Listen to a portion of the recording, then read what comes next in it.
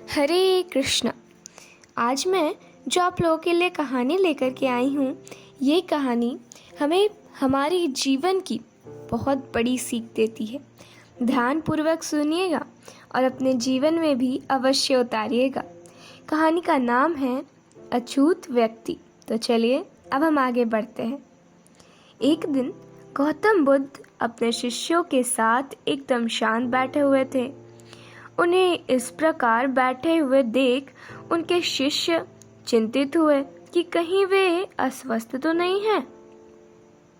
एक शिष्य ने उनसे पूछा कि आज वह मौन क्यों बैठे हैं? क्या शिष्यों से कोई गलती हो गई? इसी बीच एक अन्य शिष्य ने पूछा कि क्या वह अस्वस्थ हैं? पर बुद्ध मौन रहे। तभी कुछ दूर खड़ा व्यक्ति जोर से चिल्लाया कि आज मुझे भीतर आने की अनुमति क्यों नहीं दी जा रही है? बुद्ध आंखें बंद करके ध्यानमग्न हो गए। वह व्यक्ति फिर से चिल्लाया, मुझे प्रवेश की अनुमति क्यों नहीं दी गई है?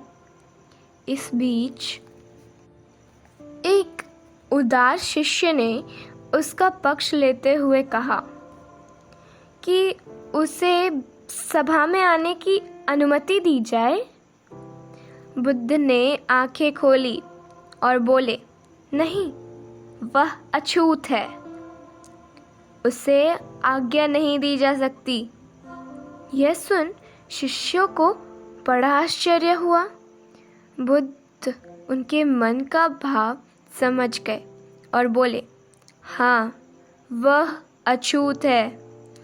इस पर कई शिष्य बोले कि हमारे धर्म में तो जात पात का कोई भेद ही नहीं, फिर वह अछूत कैसे है? तब बुद्ध ने समझाया, आज वह क्रोधित होकर आया है। क्रोध से जीवन की एकाग्रता भंग हो जाती है। क्रोधी व्यक्ति प्रायः मानसिक हिंसा कर बैठता है। इसलिए वह जब तक क्रोध में रहता है तब तक अछूत होता है। इसलिए उसे कुछ समय एकांत में ही खड़े रहना चाहिए।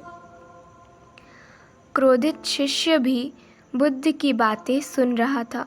पश्चाताप की अग्नि में तपकर वह समझ गया कि अहिंसा ही महान कर्तव्य व परम धर्म है। वह बुद्ध के चरणों में गिर पड़ा और कभी क्रोध न करने की शपथ ली। आशय यह है कि क्रोध में किया गया कोई भी काम कभी भी सही नहीं होता।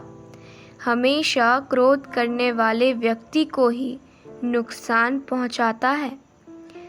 तो इस कहानी में बुद्ध देव का अछूत से तात्पर्य है क्रोधित व्यक्ति, और ऐसे व्यक्ति को अकेला ही छोड़ देना चाहिए, क्योंकि क्रोधित व्यक्ति खुद को तो नुकसान पहुंचाता ही है, साथ में दूसरे को भी नुकसान पहुंचाता है। और क्रोध से ज़्यादा हानिकारक एक व्यक्ति के लिए कुछ भी नहीं होता। तो अब ये आपको सोचना है और निर्णय लेना है कि आपको क्रोध करना है या नहीं। धन्यवाद। हरे कृष्णा।